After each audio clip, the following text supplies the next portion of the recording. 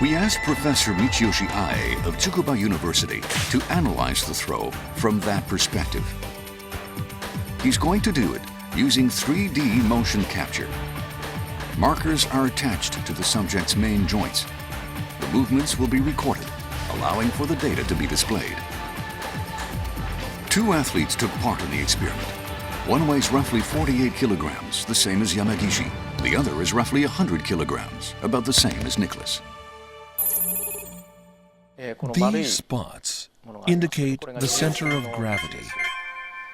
Let's look at how it shifts during the kuzushi, tsukuri, and kake phases. Now, here's the point when the attacker has caught the recipient. In order to remain standing in position, the vertical projection from the center of gravity needs to fall in the center of the base of support. The base of support is the area within the outline of the ground contact points of both feet.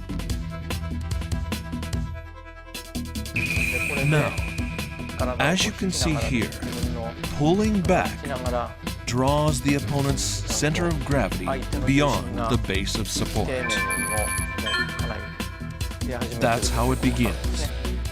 That's the kuzushi phase. The smaller athlete then places her body under that center of gravity as she moves in quite low and deep. There's a very good reason for getting below the opponent's center of gravity. Imagine the recipient of the throw is this stick. The red circle indicates the center of gravity. Suppose we try to turn the stick to produce a torque of 10 kilogram-meter. We'd have to apply a force of around 50 kilograms to push the stick at a point 2/10 of a meter below the center of gravity. But if we push the stick at 4/10 of a meter below the center of gravity, we'd only need half the force.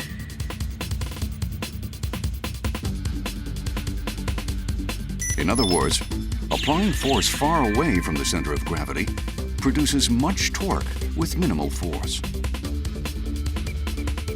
What that means for judo is that by applying force at a point far below the opponent's center of gravity, a small judoka can throw a much larger person.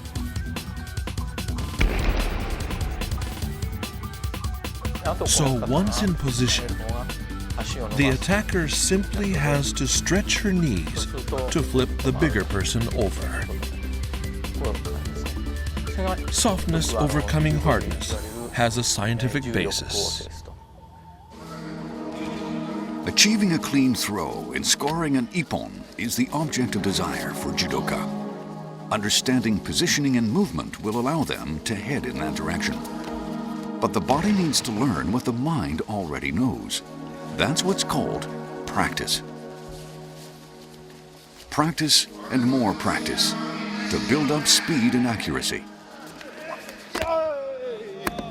When judoka in Japan engage in this repetition, they're honoring the ideals of judo founder Kano Jigoro, aiming for excellence. The first thing children learn about judo is the importance of going for an ippon, fair and square, right to the end. For that, they must always work hard to do their best. Japanese judoka hear that message from the very first time they put on a judo gi. So, by the time they're older, they can't help but go for an ippon, no matter how long the odds may be.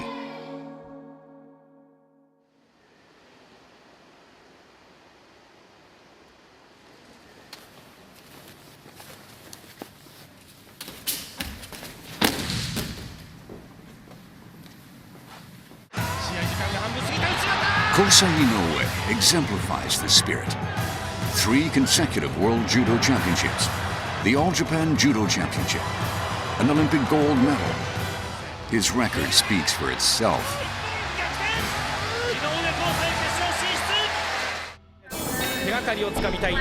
And so does his attitude. He saw it in that match during the 2005 Jigoro Kano Cup. He suffered a serious injury, a tear in the right major pectoral muscle.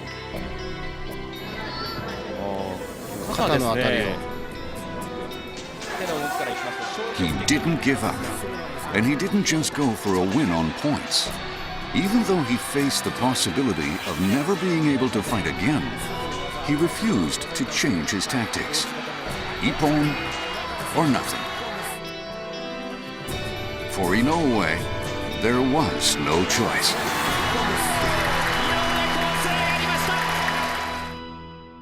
Even with a torn muscle in your shoulder, you still went for the ippon. Could you please tell us why? Why didn't you change the strategy and try for something what we understand as something more easy? 戦う世界に生きている中で明日とか明後日だとか1年後とか2年後となんていうのはそれは分からないこと、何が起こるか分からない、今を精一杯生きること、今やるべきことをやらなければ後なんて何もないというふうに思ってましたから、攻撃していくところ、そして一本を取りに行く柔道、常にやっぱり前に出ていくところ、いくら効果そういうポイントを取っても絶対に下がらずひるまず最後まで相手を仕留めていく、この心をやっぱり私たちは子どもの時から教育されてるんですね。そういう部分は海外の方たちとちょっと違う感覚があるのかなというふうには思うんですけど。